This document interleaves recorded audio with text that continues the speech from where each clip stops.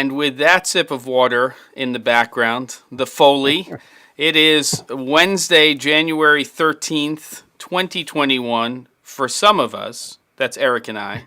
And for two other people on this show, it's actually Thursday, January 14th. So they're coming to us from the future. And it is another episode, episode 14 of Newsshooter Weekly. Welcome, Erik, Matt, good to see you. And of course, Andy Taylor, thanks for being here. How's everybody doing no today? Worries.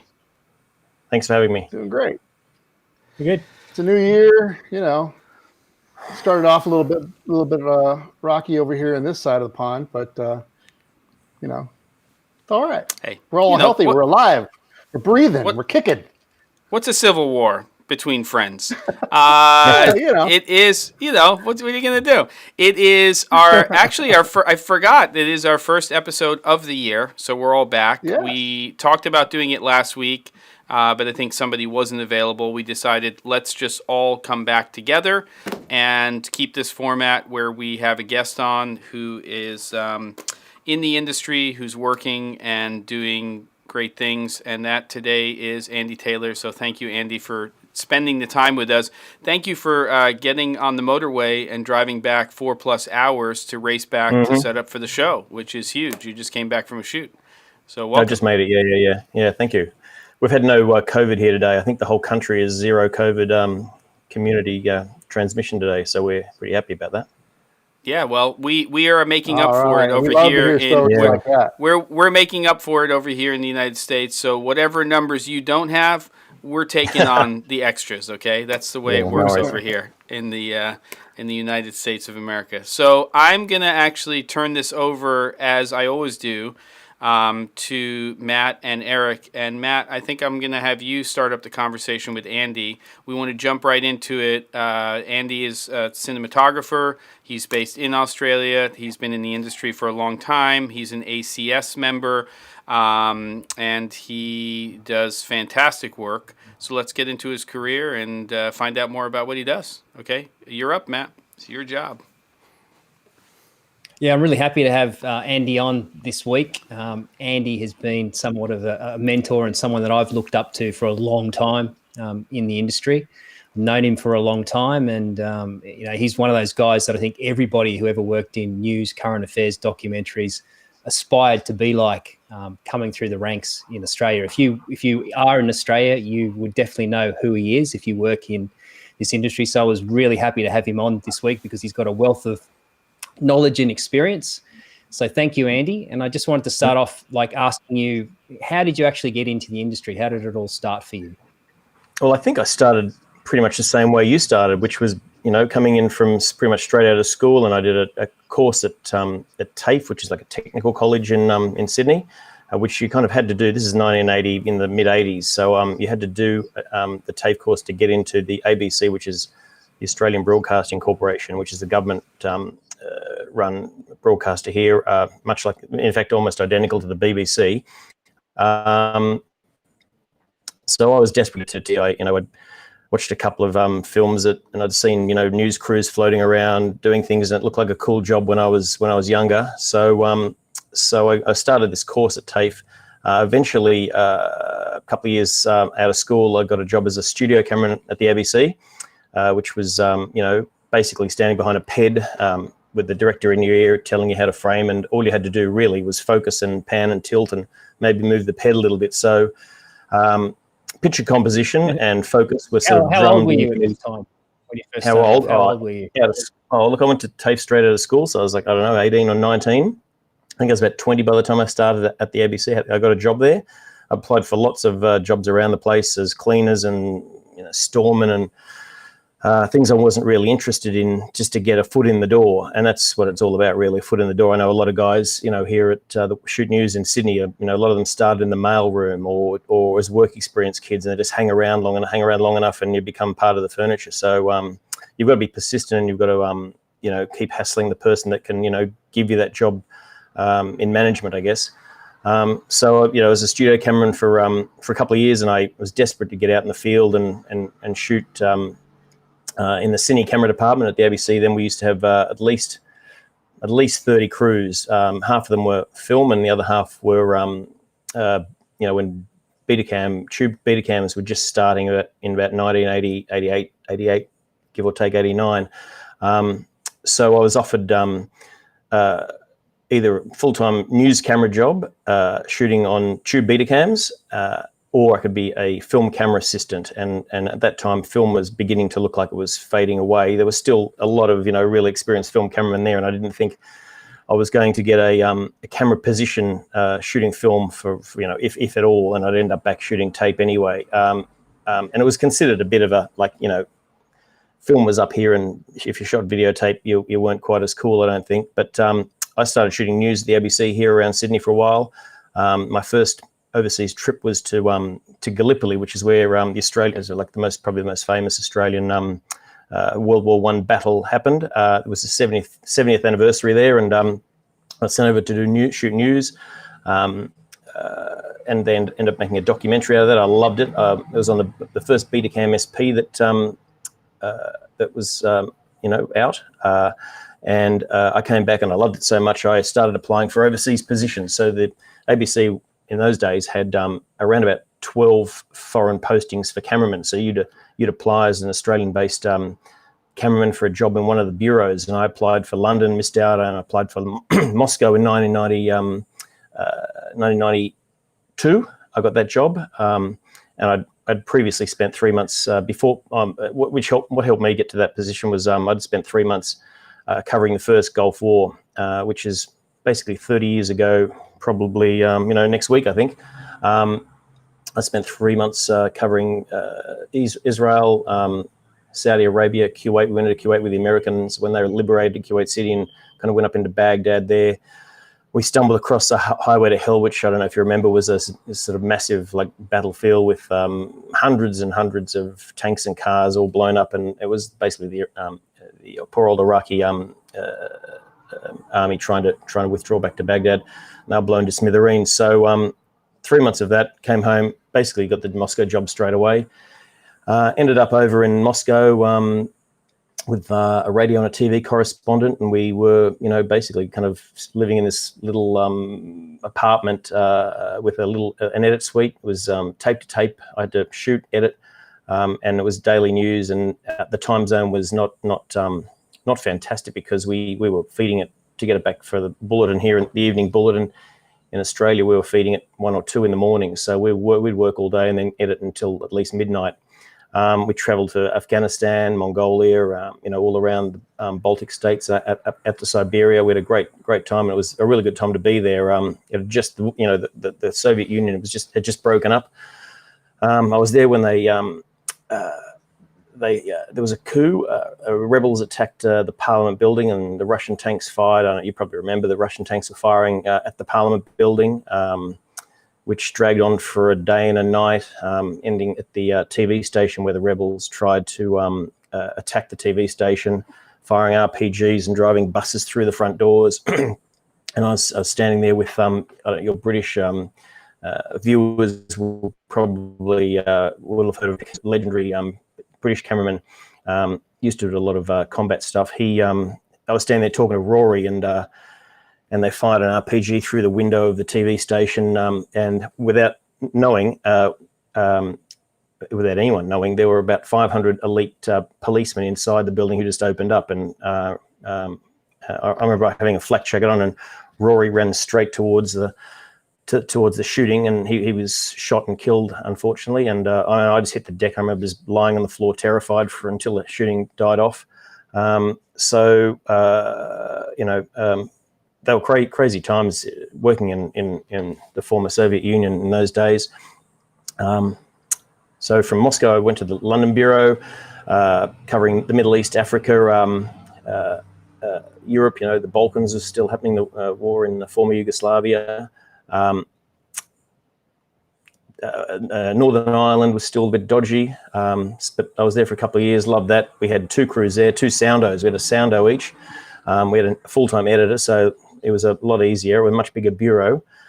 Came back from the London Bureau, went to a show on the ABC called Four Corners, which is, again, similar to the BBC's Panorama show. It's a 45-minute current affairs, we call it, but it's more of a documentary style, one single subject in a 45-minute program once a week. It had been going for like 50 years, I think now. So a very well-respected show. And we'd have about a month to shoot each story. And I shot it, I think in the 12 years I was there, around about 98 complete episodes of Four Corners, which was great. After that, 25 years the ABC. This show's 60 minutes here. You probably, in America, you'd know the name. It's there's an Australian version which is very similar. They gave me a call and offered me a job. So here's a little reel from a few of the shoots we did there. It's some fantastic adventures. This one's down in Antarctica. We went down to scuba dive with leopard seals. It was actually dry suit diving with leopard seals, who were the apex predator down there. The scientists that came with us were worried that they're becoming endangered. The expert from America, the scientist who came with us, wasn't actually allowed in the water because it was too dangerous to be in the water with these leopard seals. We went down on this boat. You can see here now. This, I think, it was around a 60-foot yacht. I think we took the Sony F55 there as the main camera, and the drone was an Inspire 1, which you can probably see in the background there. We're in a little Zodiac, flying the drone from the Zodiac. My soundo chick and I sort of did dual operator with the drone. Had a great time scuba diving under icebergs, with the 5D and a Nauticam housing for the underwater stuff, which I think there's a couple of shots of coming up here. Water temperature -1. Salt water, I think, freezes at -1.5 or something like that. So it was like so cold, beyond cold. Ali, the reporter here, was fantastic, great fun. I whinged the whole way, I complained the whole way down and back, and she just managed to spend the entire trip not complaining somehow. But I look, probably, if not my most kind of adventurous, definitely one of my favorite shoots of all time, this one. That's some great stuff. Hey, I got a quick question for you. First off, you've been all over the world. I mean, you only touched on a few countries and a few places. How many have you actually been to? And to follow up that is, I want to go back to sort of you did covering wars early on in your career. A lot of people don't do that early in their career. How did that sort of affect you at that point? And was there a moment when you said, I don't want to do this shit anymore, I want to get involved in something a little bit more controlled?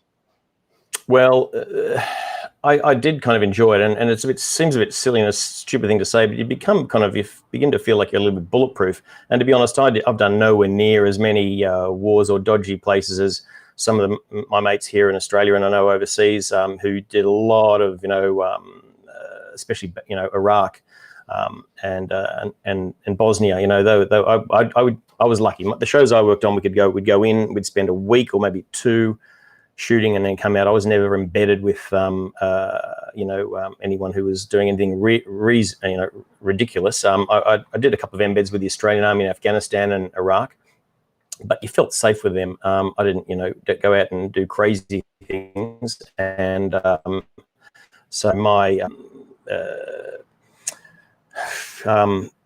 fear, if you like, or my concern about doing risky things and being in danger or being, killed, it was kind of low to medium, compared to some of the things I know my mates are, guys and female camera people I know have done over the years. So I'm a bit of a chicken. And I've been to a lot of places. I think to answer your question, I think around about 115 countries. A lot of them quite a few times. Some of the places, you'd never get to go there as a normal person. For example, North Korea, we had a week in North Korea with this kind of guided tour by the PR kind of people that looked after the North Korean well, I don't know what you call them. And they were guiding us around all over the place, and some of the things that they showed us were just beyond belief. The standard Russian, standard North Korean apartment, the supermarket they showed us was almost like you're on a Hollywood backlot. It seemed so fake. So what they showed us was interesting, but really bizarre. There were like spies hiding behind, literally just like over there hiding behind trees. watching us and following us everywhere we went. Anyway, it was a fun trip. North Korea, Bikini Atoll for 60 minutes was fantastic. One of those, the former nuclear test site where the Americans blew up, I think, I don't know how many, a lot of ships, and they did all their nuclear tests down there. It's still radioactive. The most beautiful blue water you've ever seen. We were scuba diving on aircraft carriers. Cuba, a lot of places that, a lot of it, people around the world would never get to see, but in Australia, we're 24 hours from anywhere. So it's a big deal for us to go overseas, especially up into the Arctic Circle or Antarctica or to some tiny little country in Africa that no one's ever heard of. But so I've been lucky. You're really lucky with the amount of travel. But to be honest, I'm perfectly happy sitting here in Manly and Sydney, and it's going down to the beach. If I've got a day without work, I'll just go down and sit in the sun. I'm not super keen to hop on a plane these days, especially in the current, with the current situation. Now back then too, you had to carry a ton of gear. This was a lot of analog equipment too, right? I believe you were probably not editing nonlinear back then. You were carrying a ridiculous amount of cases going into some, pretty unpredictable zones. I don't think people really realize how difficult it is to be a photojournalist in uncontrolled environments like that. Talk to me a little bit about what it was like then and what it's like kind of now. When you are working in a controlled environment, things seem to be a little bit smaller and a lot more, easier to work with. Yeah. Well, for example, going to Rwanda back in whenever it was, the 90s. I don't remember what year it was now. It's a long time ago. I took, we had the SP Betacam, camera, which wasn't too bad, but I had to take two decks. I had to edit myself. So two video tape to tape, BV, what are they called, BVW 75s down there, a couple of monitors, an audio desk, sound gear. I didn't have soundos a lot of the time, so we carry 20 cases, and on dive shoots up to 35, 40 cases of gear if we dive gear, drones, the whole catastrophe. So these days it is much easier. If you need to kind of travel really light, you can. I went into Bangladesh without a visa, and just took the old 5D with one lens and I think a monopod, and the story looked okay. I mean, I look at it and think it was terrible. The picture quality wasn't that amazing, and I was limited with the the amount of gear and the light and the audio, but it's doable. Nowadays, I get around with a much more compact kit that I can fit in the back of my car quite easily, and I can do 2 or 3 camera shoots and take 2 drones and a couple of tripods, and I can basically fit the whole kit on one airport trolley, which is sort of my aim, to keep it really tight and compact. Has the equipment that you use today, you think, changed the way that you shoot, or do you still shoot in the same sort of fundamental way that you did, when you first sort of started off and with that sort of equipment, as opposed to today's modern equipment? Has it changed the style in the way that you work, or are you still doing the same thing? No, I think it has. I'll tell you why, because for me, when the large sensors, and you're the one that sort of made this obvious to me with all of your ACS entries, when you were one of the first people I saw started to use them large sensor cameras on on color news stories out of Japan. There, the guy with the fire and the sword, and I remember thinking, gee, that looks amazing. The picture quality was so much better. The big sensor to me, full frame. I've got a couple of 3 full frame cameras now. And that large sensor and especially prime lenses, the pictures just look so much better and so much like more cinematic compared to the old 20-to-1 zoom lens where you'd zoom all over the place, and there was the depth of field was non-existent.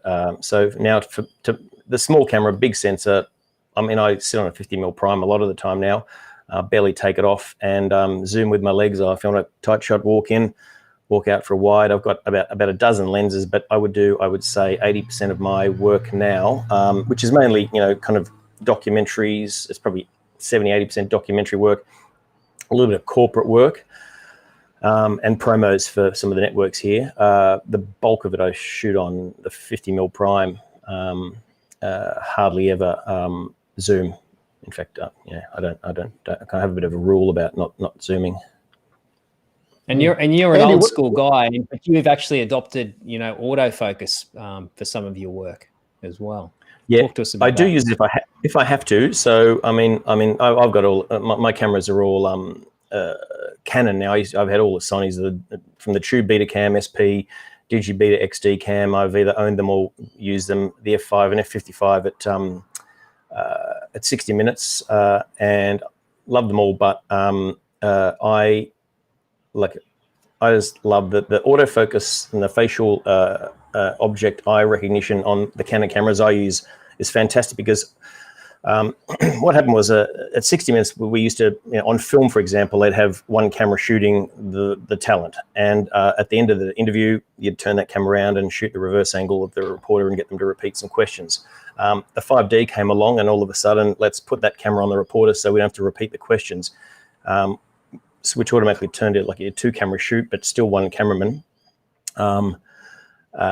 That sort of quickly developed into, at 60 minutes at least, we're going to give you 3 cameras. We're going to buy you an F5, an F55, and you can have I think we have a C100 as the 3rd camera. So 2 cameras on the interview, a 3rd camera on a wide shot of the talent, or a dirty wide with the lights, and still one cameraman. So the issue for me was, focus. You'd be operating one camera here on one side of the room, and the other camera's over there, and you can look at the monitor. But if the guy leans forward and he's out of focus, so I've got a system now which is works really well. So I set up 3 cameras, and I basically don't even. I lock them off pretty much, at least, or lock all but one off, and the facial recognition, the autofocus on the at least the stills lens. I normally use a 70 to 200 perhaps, or the 17 to 120. The autofocus works really well, and it's 95% accurate.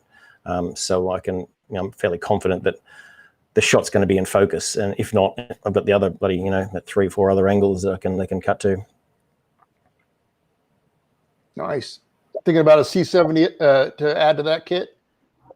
I've already got one. Yeah, it's actually I loaned it to a mate. He's got it, but I got one. I think the first one in Australia. Yeah, it's fantastic. I love it. Speaking of that, Andy, am I right to say that on the Today's Show promo that you just recently shot, that you used the C70? Is that correct? Yeah. So I think you've got the clip there. That it's a promo for the Today Show, which is again probably similar to the Today Show in America. 2 presenters are mates of mine, and I know them very well. We shot this in 4 hours, and it was all shot on the C70 with I bought the Ronin. It's actually just it's not here. The RS2 gimbal, which I'd never used before. So that worked amazingly well. Having a little camera that we could shoot 4K log on, and I think the main lens was the 35mm prime, the f1.4. So a narrow depth of field, and the facial recognition and the autofocus worked a dream. I didn't do any. There's no manual focusing on here at all. But it was the first time I'd used the camera and the gimbal, and in that combo, it was a dream to work with. And previously, I've got the R5 on the Ronin S, which is great, but I was used with 100 frames a second.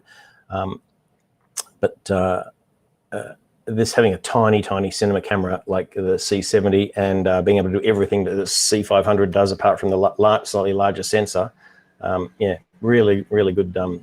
Little bit of handy bit of kit there.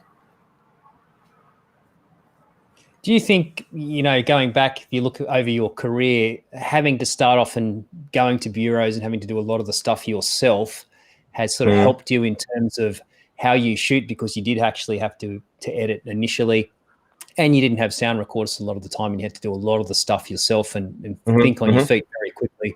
How has that helped you in your career leading up to today? Well, because I think you'd probably agree, having worked in bureaus and overseas on your own, you take the gear away, you've got to carry it yourself. So you want to keep the kit compact, but versatile, and you've got to edit your own material. So when you've shot a story and you haven't got enough cutaways, or you didn't do a zoom when you should have, or you didn't do this or that, and you've only got yourself to blame. So you quickly learn by your own, by your own mistakes, and editing your own material is, I reckon, the fastest, quickest way to, learn how to at least shoot, get the coverage right. It's easy to sit down and light an interview, a talking head, but when you've got to shoot B-roll of that person or of the landscape or the scenery, and you want some movement in the shot at a particular point, and you get back to the edit suite and you go, I should have done a little pan there, I should have done a tilt. You kind of learn with that, and it's almost subconscious. You don't even know you're teaching yourself, but you just next time you go, I'll do a little pan, I'll do a slow version and a fast version because or a zoom in or about 5 extra cutaways of close-ups that might be handy when I'm trying to cut this together. So you subconsciously kind of figure out how to take shortcuts and improve your shooting style without having someone over your shoulder kind of telling you what to do. There isn't apart from maybe the correspondent, there is no one to tell you what to do and help kind of come up with ideas or different kind of interesting ways of shooting things. Do you often work with a director of any kind or an EP on set, or do you pretty much kind of are in control of the shoot yourself? I almost never have a director for that Today Show I need to show. There was a director from the promos department, Channel 9. Almost never have a director. A team for me would normally be myself, a sound recorder if I'm lucky. Almost never an assistant. A producer usually, who is kind of helping with, is effectively, I guess, the director, but they don't really kind of have firm ideas about what they want you to shoot. They'll give you some guidance as to what what they're thinking about or expecting. And a reporter who sometimes, some of them are more kind of visual than others. So some of them have firm views about how they want to look or what they want it to, what they want it to feel like. As far as mood goes, lighting, low key or bright, sunny scenes. But generally speaking, it's just between myself and the producers I work with, who more often than not are very experienced and know exactly what they want. And because we've worked together for so many years, my favorite ones at least, they kind of trust me, and they just watch what I'm shooting and or ask at the end, and they're happy. They'll throw in a couple of ideas here and there. Did you get a shot of that? Because we're thinking of writing a line about blah blah blah, and you go, yeah, sure, fine, that's a great idea. I found the one thing that is kind of handy that I've been using for the last couple of years, the Teradek Serve Pro, which I've got on the side of my C500. The producers just download the app or use my iPad, and they can see what I'm shooting. So that gives them a bit more confidence. And it's actually pretty handy when you're doing 2-camera shoots. So you've got the one camera over on the other side of the room doing a locked off shot that it's in focus. And my wife is my sound recordist a lot of the time these days, so she'll sit there with her phone, not on Instagram, but watching the Teradek app and making sure that it's in focus and waving at me if the talent's a little bit sweaty or if it goes out of focus or there's an issue. Because I can't concentrate two things at once, especially if the camera I'm operating is a tight shot and there's a bit of movement around, or it's an emotional interview. So I more often not lock off the other camera and either give someone either a monitor or just ask them to keep an eye on it, or just cross my fingers and hope for the best. But most of the time it's fine. You're going to pay for that Instagram comment later. She won't watch this. Jem, I think we should play a bit more of Andy's 60 Minutes reel there, because there's a couple of interesting places that he went to, I think, that he can sort of talk about and what the conditions were like there and how he actually shot some of these things. Yeah, okay, so I'm going to go back into that. It'll start up at the beginning, but I'll just scrub a little bit forward so we can get closer to where we were before, and we'll keep playing from there. Okay? Yeah, sure.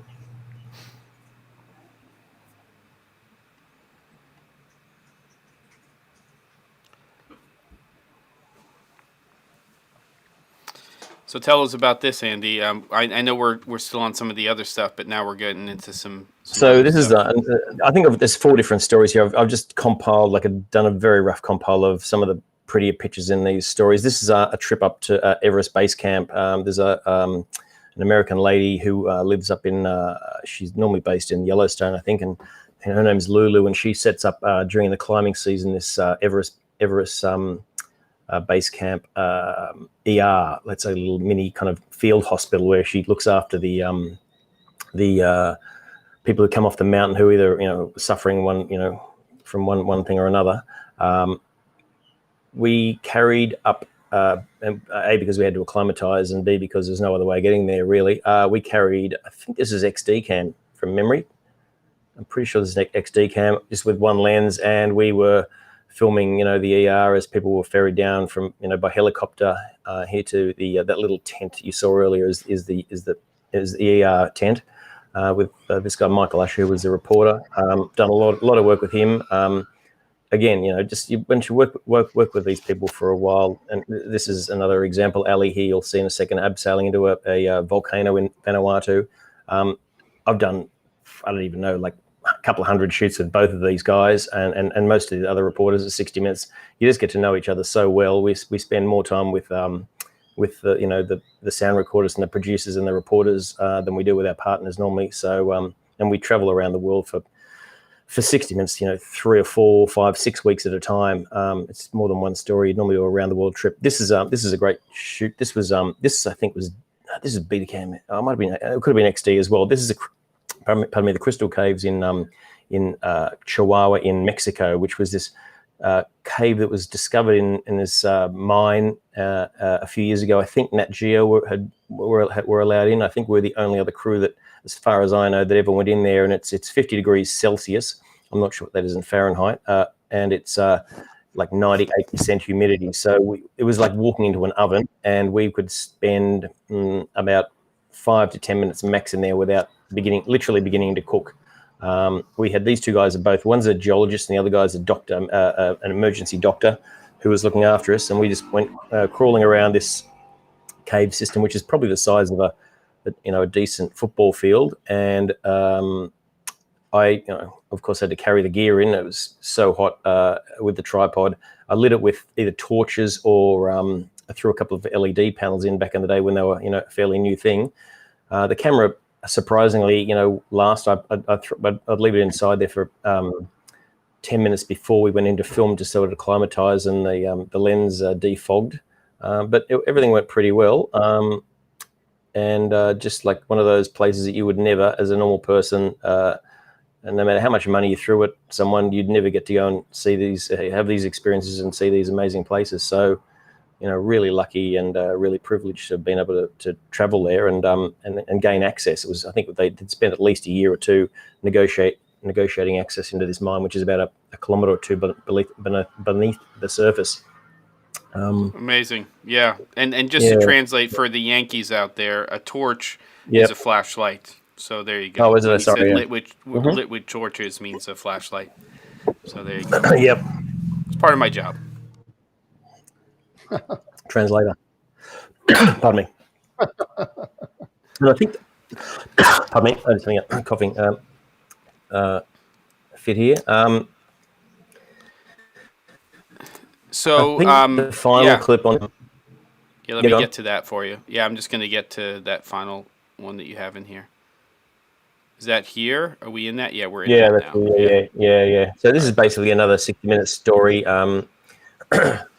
We went out kind of almost embedded with the Brazilian anti-kidnapping squad in Sao Paulo, which was amazing fun. These guys were just cruising around the streets with lights and sirens on, automatic weapons out the windows, responding to people who were being kidnapped. And these guys would literally go around into the favelas and kick in doors and rescue people. It was they'd block freeways and check people's ID. It was pretty full on. And I think at that time, I don't even remember how many, but there were like a day, I think. Another fun shoot, but again, just it sort of demonstrates, I suppose, that kind of news camera work coming in handy, just following the action, not knowing, when you're running up the steps here, what's going to happen, and who's going to pop out and how much danger in. There's not really anyone minding my back, because I think I had to go in there by myself. and for me, it's my work is a cross between kind of using that news coverage and anticipating the action and kind of keeping an eye on what's happening around me, looking for the next shot, while I'm getting, the one I'm on now, always, anticipating that something else is going to happen, or that someone over there is going to speak, and that kind of fly on the wall kind of documentary feel does, comes in handy for shooting other projects. But I don't really shoot much news. In fact, I haven't shot news for about 10 years now, but the skills I learnt shooting, for news for, probably, 20, 25, 30 years have definitely come in handy for everything else I do.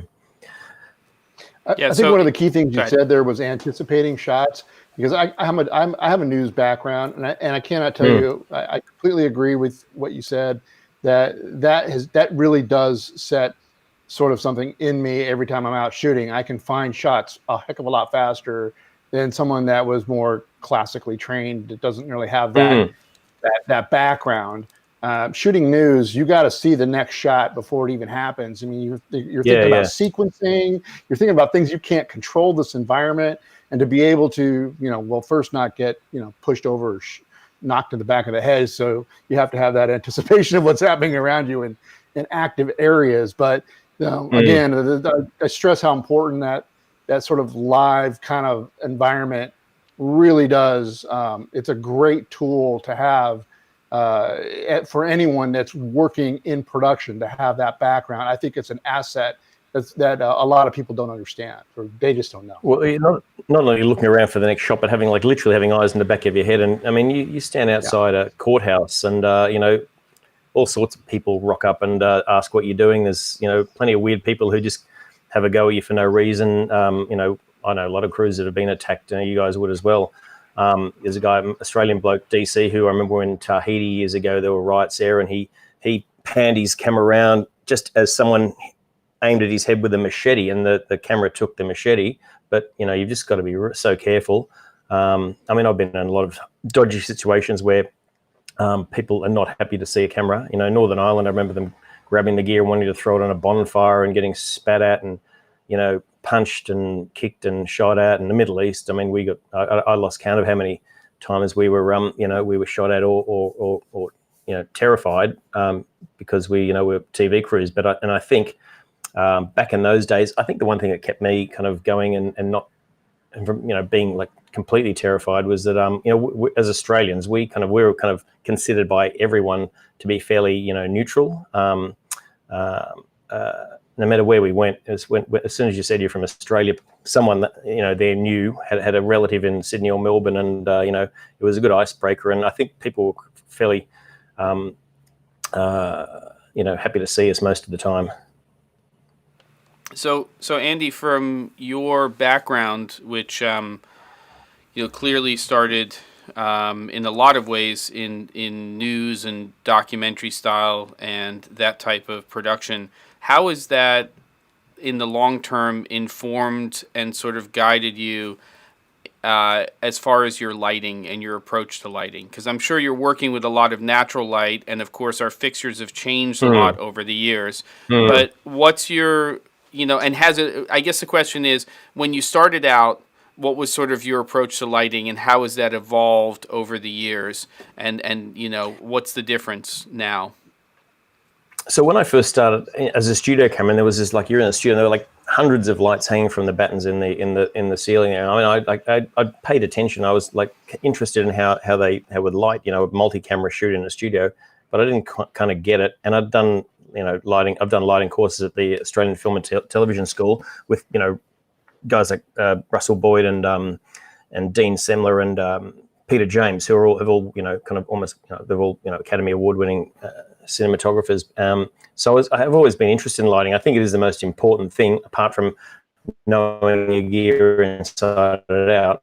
First started shooting news, I remember seeing one of the crews put up a toter and a brolly, like a toter light and an umbrella to bounce a soft light onto someone's face, and I thought that was a great idea. And so I've always tried to put up at least a light for news, and then over the years you progress into shooting more and more kind of in-depth interviews, and you want to create a bit of a mood or maybe a darker scene. So for years I was using chimeras there, and I've still got them in the garage. 5 total lights to light up the background and try and minimize the depth of field to create depth with that. That 230-inch sensor on those old cameras was hard. So always trying to throw the background out of focus by sitting on a long lens and having the iris wide open, and fine-tuning it with the lighting and like egg crates on front of the chimera, I found really helpful.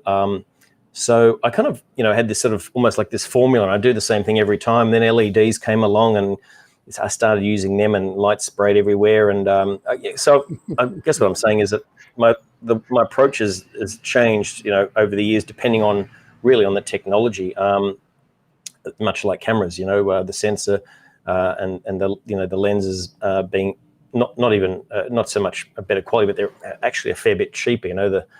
The cameras we buy now in Australian dollars, at least for a C500 or a FX9 or whatever you buy, they're like maybe a quarter of the price of a Digibeta when it first came out. They're much more affordable, if you ask me, and so is the lighting. I'm using a couple of cream source lights all of the time, cream source micros, and my main sort of soft light now is the 300D with a big octabox on it. So I've kind of gone from really basic, almost no lighting, and a sun gun, if you like, the old what were they called, Colortran, the 30 volt, those big, carry the big 30 volt battery around, going from using one of those to hey, that's why my shoulders are, I'm lopsided. Yeah. What's funny is right now I am using a Chimera small with a grid that I've had for about 15-20 years. And I got this thing for an Arri 650, and right now there's an LED COB in it, and it still looks amazing. So it's funny because the lights come and go, but the diffusers and all the modifiers, they haven't changed all that much. They still wait a minute. I have a key question for you, Andy. What's more dangerous, the environments that you were shooting in coming up, or those 6 total lights that you have stored away in that closet? That's what I want to know. Which is more dangerous? Okay. I burnt my fingers on them plenty of times, just opening up those barn doors or trying to close them when they're the little flaps when you're in a hurry to pack up. I think I've kind of replaced them. I still use the chimeras because I put in little similar. What do I use? A little. I had one here before. A little LED light about this big, and I've just adapted that to go into the Tota speed ring, the round speed ring, and they're fantastic. I've got two Kino Diva 400s, which are sitting in a studio at the ABC, which I've been using for a while. They're great lights. Fluorescent tubes. They look beautiful, but they don't travel well. I wouldn't put them on a plane. I'm sick of arriving somewhere and having this broken glass, a case full of broken glass, and now I'm basically down to the big octabox on the Aperture C300. That's my favorite light and you don't need it with the big sensor. You don't really need to light the background up as much as you used to. Have those slashes from the Dido. I don't even really go for backlight much anymore. Just a bit of fill maybe. But again, it's all about a compromise between keeping the kit tight, small and manageable when you're traveling, and being able to deliver, a decent quality, image as well, when you're on your own. Yeah. So we have a couple more clips here. I'll call those out, and we could decide which one to roll a little bit of to take a look at and talk about.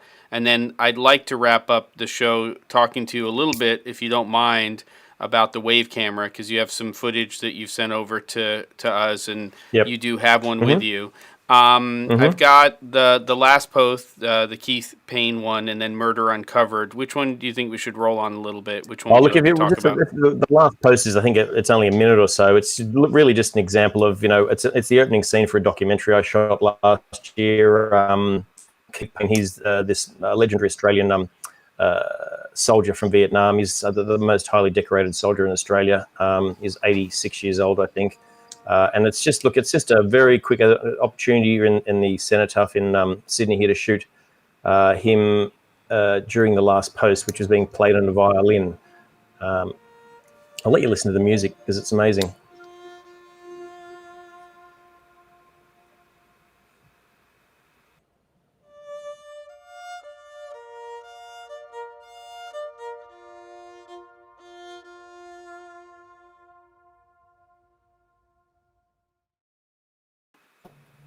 Yeah, I think Beautiful. that's it. Look, it's really just, I mean, just to demonstrate the full frame camera. I think the whole thing's a 24 and a 50mm Cine Prime, and the decision there for me is, and there was no light. It's just shot available light, but how to make that 1 minute last post song. How many shots you can get to construct a sequence out of that. And whether to shoot it, handheld or use the tripod. I always shoot wide open. Sorry about that. I lost your audio for a second. I switched back. So you said you always shoot wide open? Yeah, I pretty much basically set the I set the iris at T 1.2 or 1.4, whatever is available, and I adjust exposure using the internal ND filters. And maybe, the ISO a little bit, up and down from 800 to maybe 640 or 1,000 or 1,200. I'll put in 5,000 ISO on the C500 without even blinking. But I mean, I try and keep the very narrow. It just the camera just pops when you do that, and I almost always shoot 4K C-Log 3 on the Canon, which if you get a decent color grader can look fantastic. But the other question about technique on that. A lot of when you're shooting like something this is a one take thing, right? They didn't do this ceremony obviously more than once for you to capture it, right? No, so we had three, 4 bites. How did you approach it? How did you approach it to make sure you had all your audio? Did you continuously roll? Did you have a separate audio recorder going on? We had 3 or 4 bites at that. She'd play that. We had limited time in the location, but she played it, I think, probably 4 times. My wife was doing sound, so she recorded that independently. And I guess I would have, because I don't know what's going to happen. I normally just shoot the wide shot first and see what happens. Put Keith on one side and her on the other, so you got the big wide.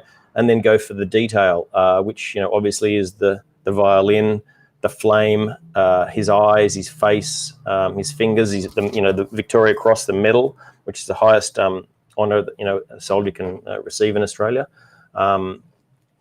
So really, it's about just trying to squeeze as many shots in as you can in the time you're allowed, and trying to make it look a bit different. I mean, it would have been really easy to do the whole thing on the tripod, but I think that little kind of swaying backwards and forwards and letting the focus drift from the bow to her face, or the flame to the background, just adds a little bit There's of something about when the camera gets close to things. Mm-hmm. Zooming in is a great technique, if you're stuck in like in a square on the floor. But when you bring the camera closer to the subject, that just changes everything. The mood constantly changes. Gives it presence. That was a beautifully shot piece. Yeah, I was really pleased with that. I mean, it's not every day that you get to shoot the whole of a documentary. I only shot probably a third of that documentary. The one I'm doing now for Australian Broadcasting it's a crime show. We've shot, I don't even know. I've been shooting for over a year, and so far I've shot 99% of it, including all these major reenactments. So that'll be great. That'll be on Netflix, hopefully, sometime later in the year. And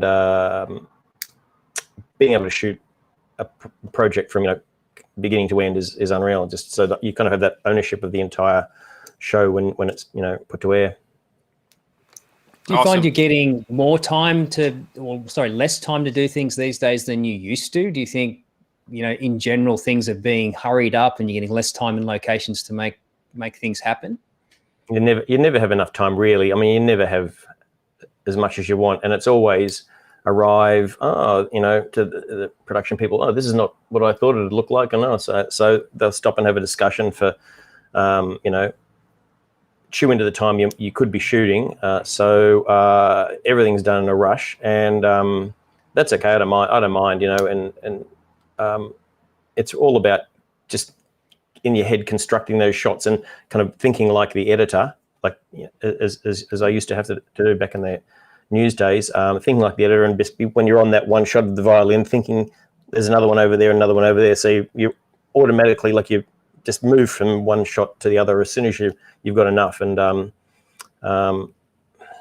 you kind of plan things in your head. So I don't really pay much attention to, I wouldn't do many recce's or go to production meetings, because for the things I do, the location and the situation, the lighting is never going to be the same, and they don't, to be honest, don't have the time or the budget to allow that allows for recce's for the shows I do. Mostly, you're mostly traveling around the country or the world, and you just have to rock up and make do with what's in front of you. I've always said some of the best shooters are ones that edit. Yeah. But and the other thing is, I mean, lighting, especially shooting available light, I'll almost always shoot into the sun or the available light, backlight everything, and put a reflector up to as a bit of fill. But I just love shooting high contrast, backlit with a bit of lens flare. Do it every day. Cool. Well, less than 10 minutes, and just want to open up to the chat. If there are any questions for Andy, feel free to put those in now. It always helps if you put an @Newsshooter in there for the question, just because we can track it. But what I'd love to do now, for the last part of the show, is if any questions come in, we can talk about those. But this wave camera, which FreeFly Systems announced not too long ago, and somehow you have one over there. I don't know what truck you were by that you could pick one of those up from off of the ground. But tell us about this camera. I know you're getting your head around it a little bit, but what is it? And we have a little bit of footage that we can play while you're talking about it. Can you show it to us first? I don't know much about it. It's here, and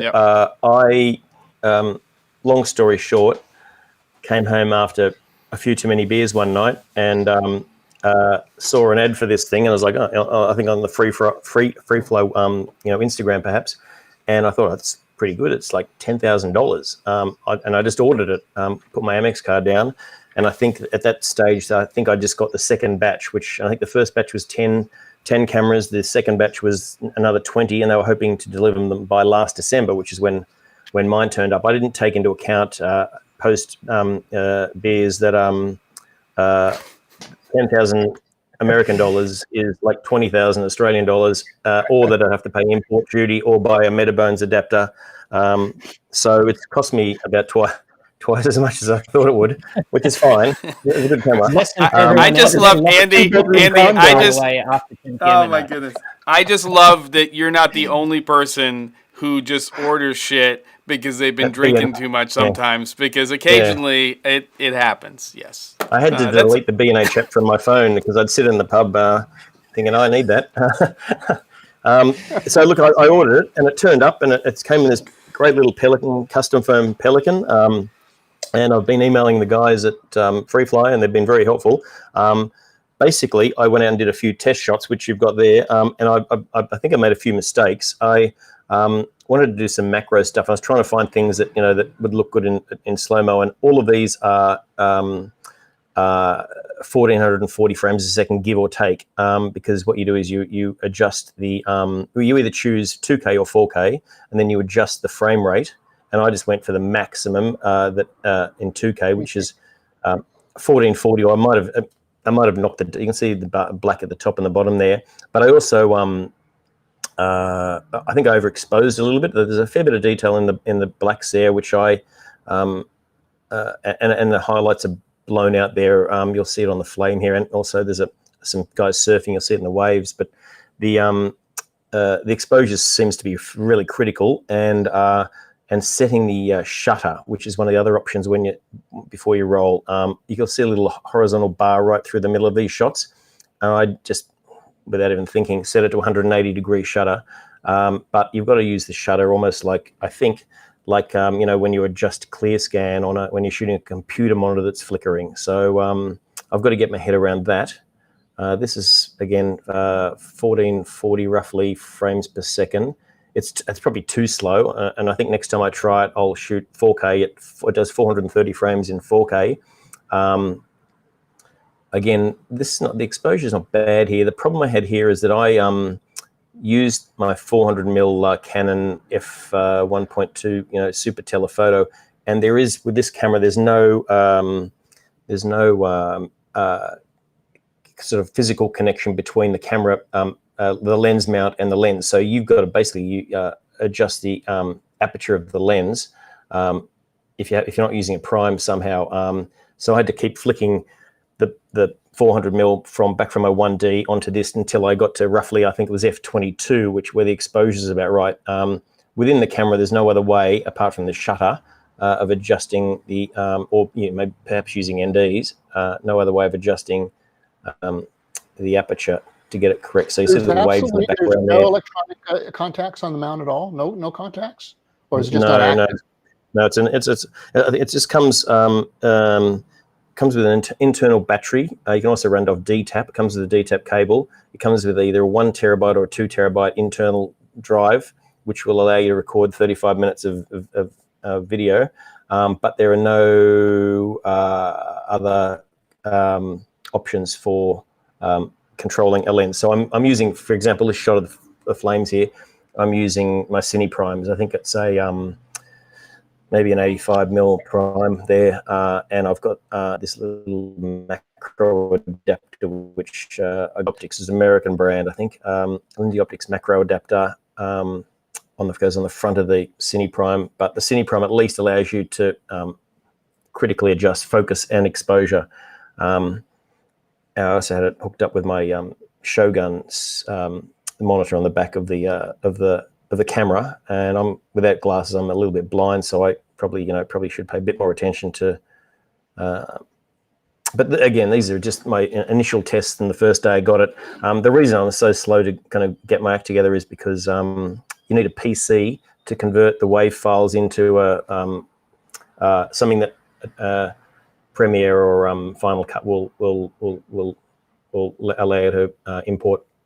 And I don't have a PC, so I had to borrow one for a couple of hours, and I'm now waiting for my new Mac to arrive, and fingers crossed Boot Camp will allow me to use that Wave Player. I think it's called the Wave Player converter software. But yeah, great little camera, and I'll have to go and do some more tests and let you know what I think.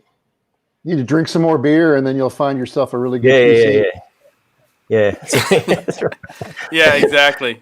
The poor man's Phantom camera, but note to self: don't have internet access to B&H's website when you're out at the pub, and that might be the lesson for today.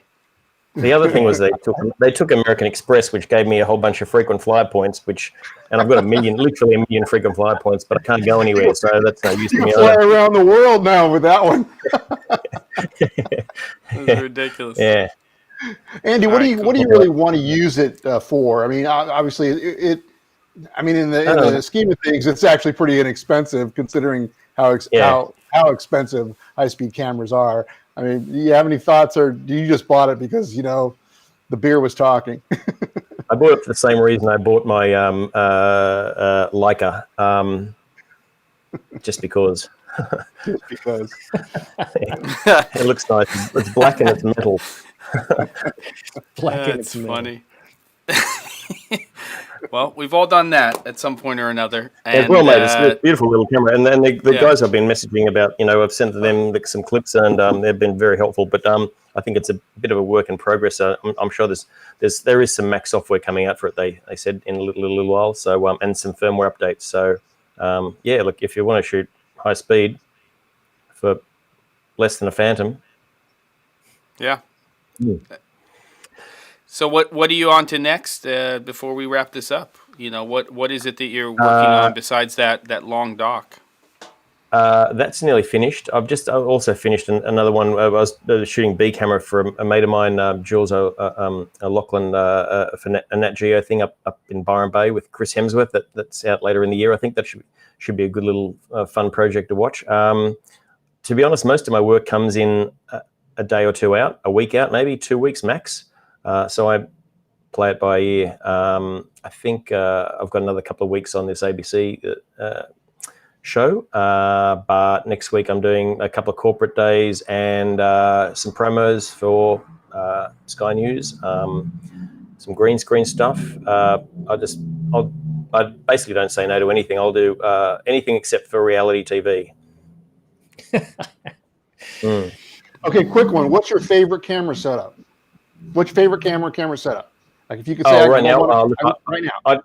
I just love the C500. I've got my C500 set up with the prime, and I've got all the ARRI ARRI accessories bolted to it, and the Teradek, and it's the perfect size, and it's unreal. I love it. It's fantastic. I've also used the Bright Tangerine rig for cage for the C500. That was very good as well. But I'd already invested in ARRI for my C700. I've got a box full of metal adapters and plates up in the attic there that I tinker with and just make things work for myself. But look, I've got in the car most of the time just 3 Pelicans, the C500, a couple of boxes of a couple of lights and 2 tripods. So I travel really light almost every day. But I also love the C70 on the Ronin RS2. That's great little setup. My problem is I need my glasses. I never have them on me. Sorry for touching that. But I can't see that without a viewfinder. I can't see the screen. I'm kind of holding it out like this to try and see if it's in focus. So, I've either got to get laser exactly eyes the same as me. Need an EVF.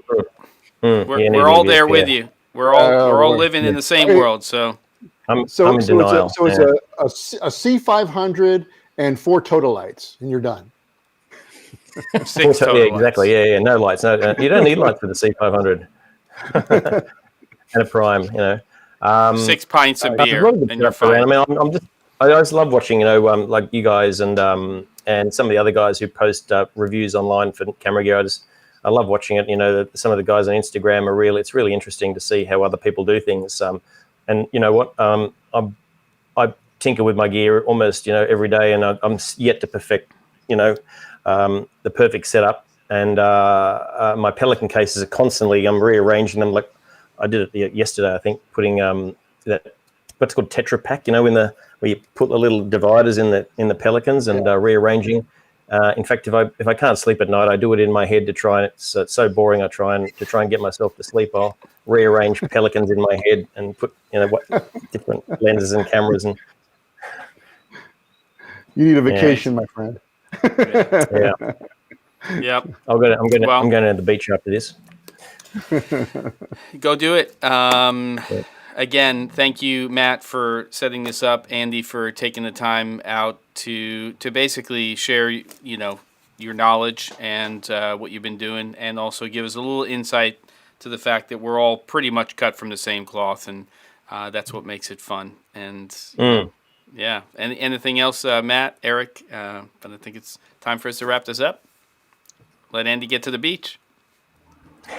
Yeah, it's calling. Turn off the Wi-Fi at the Manly Wharf Hotel there, so you don't. Oh yeah. They've only just opened again. We were in lockdown for 2 weeks in here because there was it escaped from the airport somehow, and so I think it's gone again now. As of today, it's disappeared. But we're pretty much COVID free, apart from the odd returning traveller. Oh, that's great news. Can't wait for that to happen here. Yeah, for sure. Andy, thanks a lot. Great to meet you. Super appreciate that you were here today. It was a great conversation. Yeah, such good nuggets here to share with everybody, and I learned a few things myself. So thanks a lot. You never stop learning. I pay a lot of attention to what other guys do, especially some of the young guys. They've just got their act together, haven't they? Just with the new gear, and I'm not really. I don't even know how to, navigate my way through a menu of some of these cameras. But, there's guys I know who are, a third my age who know all this gear inside out. So, keep learning. You, my friend, you have a great eye, and the camera can't do that. You do that. So, yeah, well, maybe, yeah. It's the guy behind the camera or the gal behind the camera. All right, everybody, we're ending this one. It'll be available for replay. And Andy, I hope we have you back again in the future. When you finish up a couple of those other projects, maybe that long doc, we can take a look at some of that. And, looking forward to meeting you in person, having some beers, and keeping the B&H website out of the equation. Take care, everybody. Hide your credit cards, everybody. All the best. See you, everybody. Bye.